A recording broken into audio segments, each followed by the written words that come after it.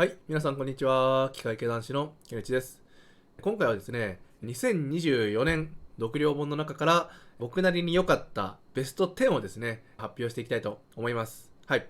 今、ここ目の前にあるのはですね、2024年の1年間で僕が読み切った本のすべてですね。一部ね、陸王だけは年内に読み切ることはできなかったんで、ここにあるのはですね、今、陸王も含めて28冊。なので、陸王を抜いて27冊1年間で読んだことになりますね。で僕のですね、読書の目標としては、去年掲げた目標で、1年間で24冊ですね、1ヶ月に2冊読むことを目標としたので、無事、目標達成できたってことで、本当にね、この調子でね、2025年もいっぱい本を読んでいきたいなと思います。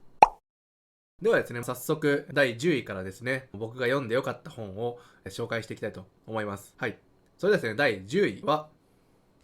はい。こちらのですね、バビロン大富豪の教えですね。これが第10位となりました。今年ね、結構小説ばっかり読んでたんで、本当にね、実用書とかビジネス書って読んでなかったんですけども、このね、バビロン大富豪の教えね、別に、これを読む前から貯金習慣っていうのは、できてたはできてたんですけども、やっぱりね、なんとなく、なんかいろんな人が言ってることを、どれがいいのかなって迷いながらね、やってた貯金習慣だったんですよ。でもやっぱりこれを読んだことによって、その考え方、元となるものっていうのがすごいはっきりと見えて、今ではね、別にそんな不安を感じることなく、その時のね、流行りっていうか、これがめちゃめちゃいいとかっていうのに振り回されないようになりましたね。結局ね、どれが一番いいんだってのを、悩んでた時期もあったんですけども、やっぱ考え方、原理原則にのっとってね、資産形成ができているので、これはね、本当に読んでよかったなって思います。これはですね、僕読んだのは普通の文章だけのやつでしたけども、漫画版になってるやつもありますのでね、ちょっと値段は張りますけども、そちらもね、読みやすいので読んでみるのいいかなと思います。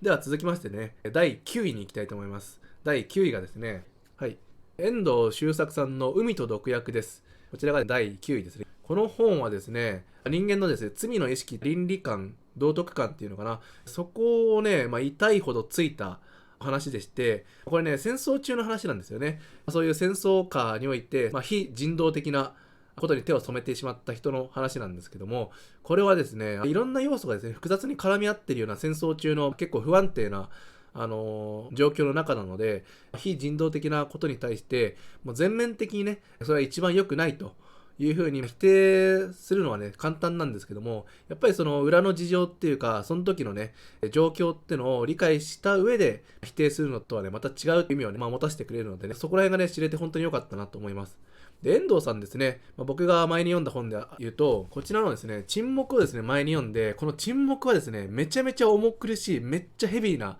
本なんですよ。で、それをね、覚悟して今回、海と毒薬、どれだけ重い話かなって思ったら、話自体はですね、もう沈黙と同じぐらい重い話なんですけども、でもね、遠藤さんは多分やっぱり、さっき言った倫理観とか、非人道的なことってのを考えてもらいたい。ぜひね、考えてもらいたいっていう意志がね、強かったんじゃないかなと思います。内容は重いんだけども、読み手としてはそんなにね、心がね、締め付けられないような作りとなっているのでね、結構読みやすいとは思います。内容自体は重いですけど、そこら辺が多分ね、遠藤さんの思いがね、入った一冊になったんじゃないかなと思います。こちらがですね、読んでよかった本第9位となります。はい。それですね、第8位に行きたいと思います。第8位がですね、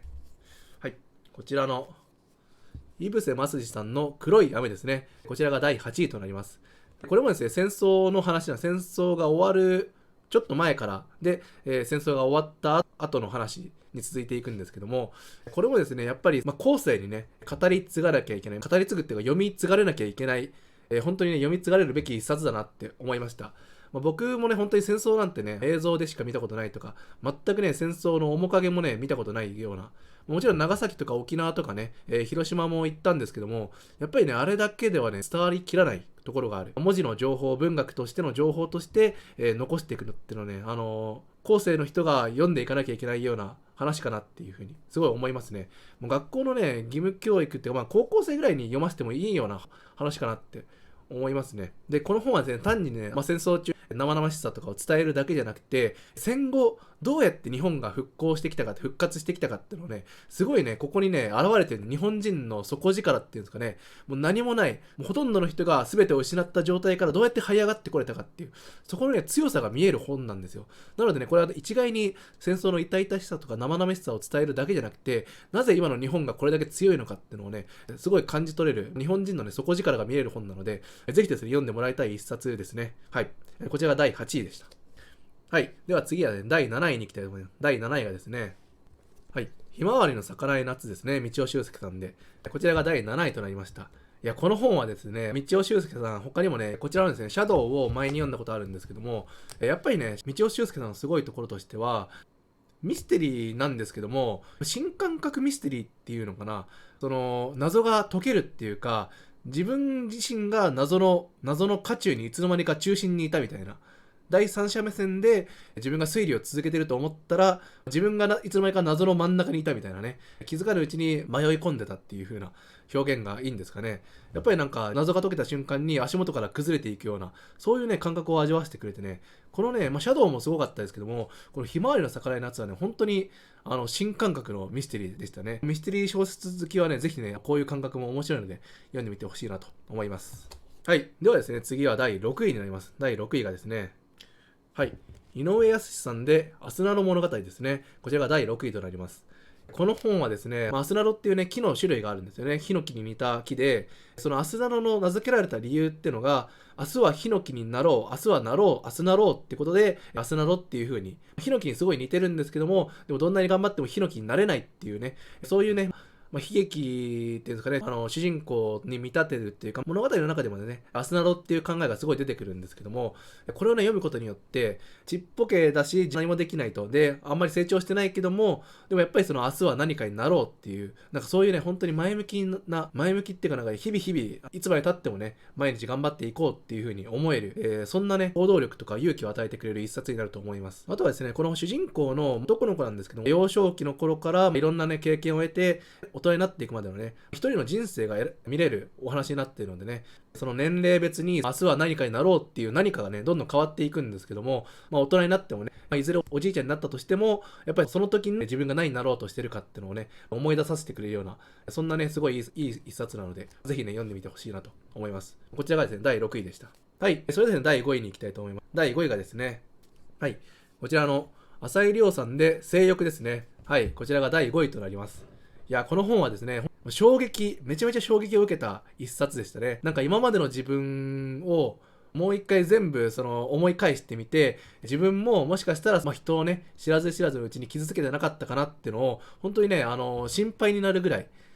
やっぱりね、自分にない感覚って自分とはまた全然違う世界を見ている人ってのを、今までね、そういう人別にいるだろうなって思ってたけども、その範疇をね、はるかに超えてくる人がいるっていうね、人とは違うと言ってもこれぐらいはわかるだろうと、共通認識だろうと思ってたのが、そこも共通認識じゃなかったっていうのがね、思い知らされる一冊で、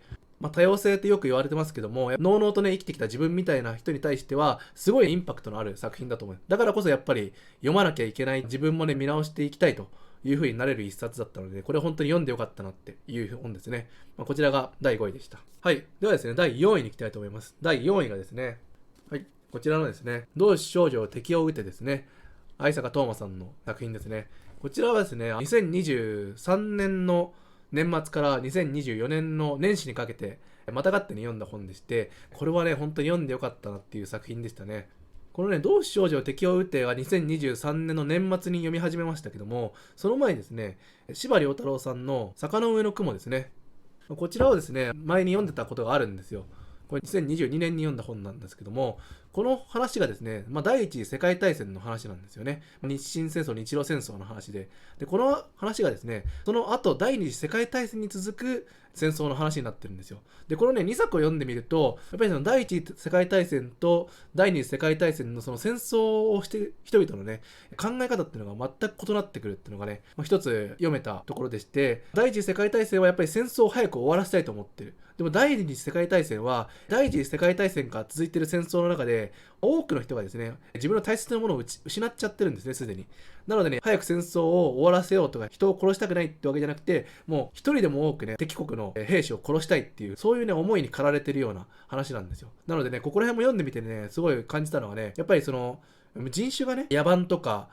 考え方が野蛮っていうことじゃなくて、戦争がね、人を変えてしまうんだってことをね、すごい感じ取れた一冊でしたね。で、このね、同志少女を敵を撃っていうのはね、すごい僕のね、大好きなシーン、本当にね、ラストシーンなんですけども、僕なりにはですね、めちゃめちゃ良かったです、最後のシーン。もうよくやってくれたっていう、この話の中でですね、自分がなぜ戦ってるか、何と戦ってるかっていうのを、その教官の人がすごい認識させてくるんですよ。再認識させてきて、だからこそ、その敵っていうこの意味をね、考えながら読むとね、本当にね、すごい考えさせられる一冊なのでね、ぜひ読んでみてほしいなと思います。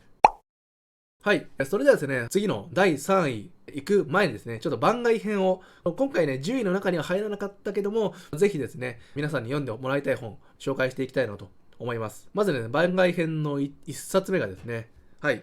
こちらの、カエルの楽園ですね、百田直樹さんの。この本はですね、第10位には、入れられなかったんですけども、結構ね、その日本の今の政治のあり方ですね、姿勢っていうんですかね、政治の姿勢ってのをね、すごい皮肉を利かせたような話で、僕のみたいな若者から見ると、今の日本まんまだなっていう風に思える、結構面白く読める本なんですけども、こういうね、やっぱ皮肉の効いた本ってのもぜひね、読んでみてもらいたいんですよ。決してね、皮肉が効いた本を読むと、自分自身も読んだ人も皮肉っぽくなっちゃうかっていうと、そんなことないと思うんですよね。逆に皮肉が効いた本を読むことによって、皮肉が効いてるっていうのを第三者目線で、見れるのでね、ぜひね、こういうのも面白いんで読んでみてほしいなと思います。はい。次に番外編2冊目ですね。番外編2冊目がですね、はい。こちらの金閣寺ですね。これはね、ちょっと難しすぎて、多分ね、クオリティで言ったら10位に入ると言えるぐらいのね、作品なんですけども、僕はね、ちょっとなかなか理解できなかったので、今回はね、10位の中には入れなかったんですけど、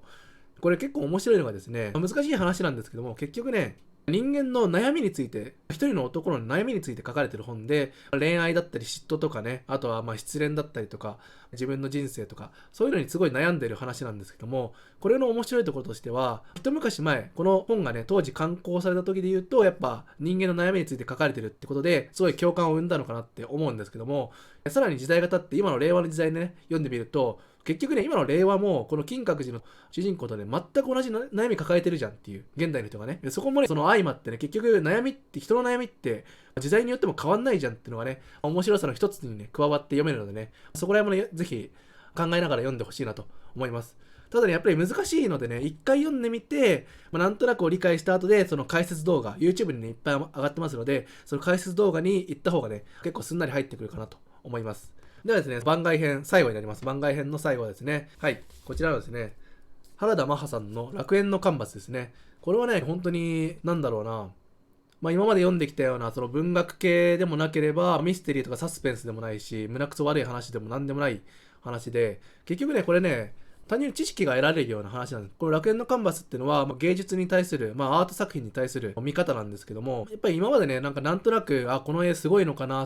壮大だなっていう風に感じてたのが、一つのね、見方が得られて、今度ね、芸術作品見るときは、そういうのもね、考えながら読んでみようかなって思える、一つの視点がね、得られる。知識を得ることによって、一つの視点が増えるような、そういうのが感じられる一冊で、全然ね、本当に終始別に、不安とか恐怖を感じることなく読める楽しい本なのでね、ぜひこういうのもね、読んでみてほしいなと思います。はい。ではですね、番外編が終わりまして、いよいよですね、トップ3の発表に行きたいと思います。はい。第3位がですね、こちらの司馬遼太郎さんの燃えよ剣ですね。はい。こちらが第3位となりました。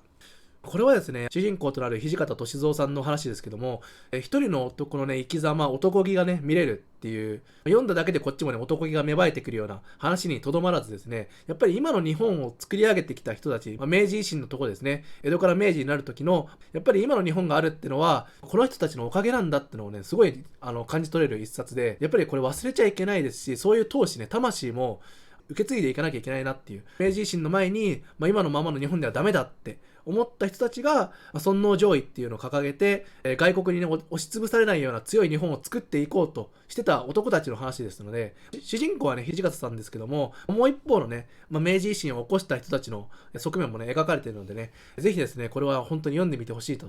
思います。はい。ではですね、第2位に行きたいと思います。2024年読んでよかった本第2位がですね、はい。又吉直樹さんで火花ですね。こちらがですね、第2位となりました。いや、この本はですね、読むまでは、お笑い芸人が書いてる、ちょっとね、コミカルな話なのかなって思ったらね、全然そんなことなくて、主人公はですね、お笑い芸人なんですけども、これね、読んですごい思わされたのが、もう日々ね、毎日、仕事でも何でもいいですけども、毎日自分が何かを頑張ってるって、これだけでもすごいことだなって、素晴らしいなって、もう毎日の自分を褒めたくなるようなね、そういう風に感じさせてくれる、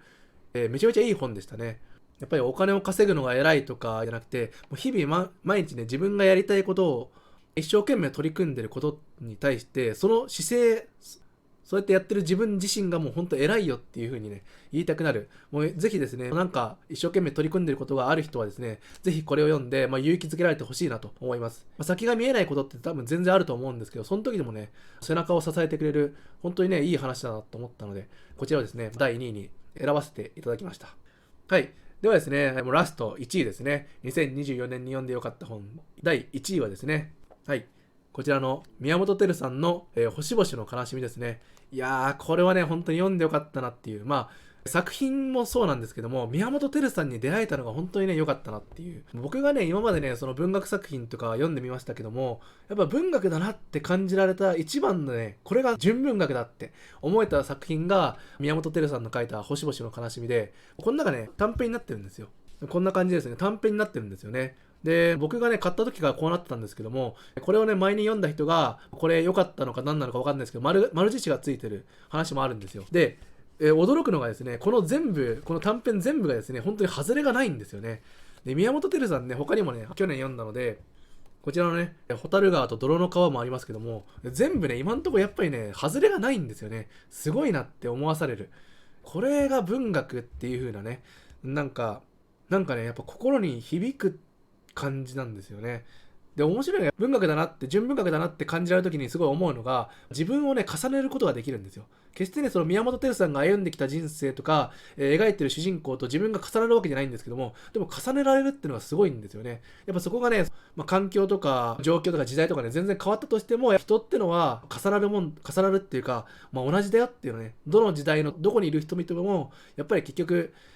人ってのは変わらないと。同じ気持ちがわかるとか、逆になんか自分しか味わったことないなって思った気持ちがここに書かれてるとやっぱ同じなんだなっていうのがすごい感じられる。宮本照さんそういうのがねすごいって思いますね、僕は。なのでね、本当に2024年はね、この宮本照さんに出会えて本当に良かったなって、これからもねいっぱい読んでいきたいなと思ってます。はい、以上がですね、僕が2024年に読んで良かった本のベスト10ですね。本当にね、2024年はですね、いろんな作家さんに、新しい作家さんに出会えたなって感じでしたね。宮部みゆきさんもですね、怖いっていう印象が強かったですけども、これだけね、力のある作家さんに出会えたっていうのもね、良かったなっていうところですし、なんでしょうね、2024年は意外とですね、文学系に結構ね、親しんできたかなっていう風な印象ですね。あとはですね、その違った側面、同じ作家さんでも違った側面が見れたっていうのが結構大きい収穫でしたね。このね、イブセさんもですね、三章を読んだことあるんですけども、イブセさん難しいなって全然わかんないなっていう印象を抱いてたのが、この黒い雨はですね、結構ね、スラスラ読めて、すごい内容もね、スッと入ってきたので、こういう書き方もできるんだっていう風に思いましたし、あとはですね、金閣寺ですね。三島さんはね、クリアな文学であることに変わりはないんですけども、もっとね、読みやすいと思ったんですよ。こちらのですね、潮祭も読んだことありまして、潮祭の時はね、本当に読みやすくて、スッと入ってきたんですけども、金閣寺でね、同じような文学かなって思ったら、結構ね、こっちは難しくてね、近代文学だなってのをね、再認識させられた、面白い一冊でしたね。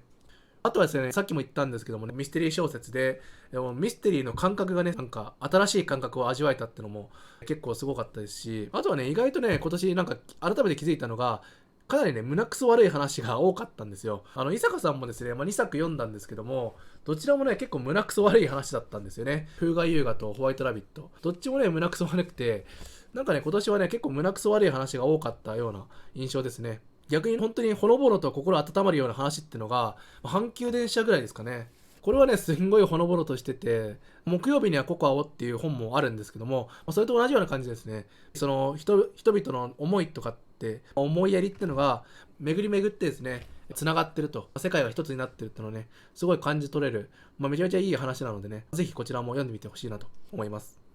そんな感じで、2024年ね、結構ね、小説とか文学系寄りでしたけども、2025年もですね、1年間でね、どれだけ本が読めるか。今年ね、27冊読み切れたので、来年、2025年はね、1ヶ月に3冊ペース、36冊いけたらいいなって思ってますけども、かといって早く読めばいいってわけじゃないんでね、やっぱり楽しみながら読んでいきたいなと思います。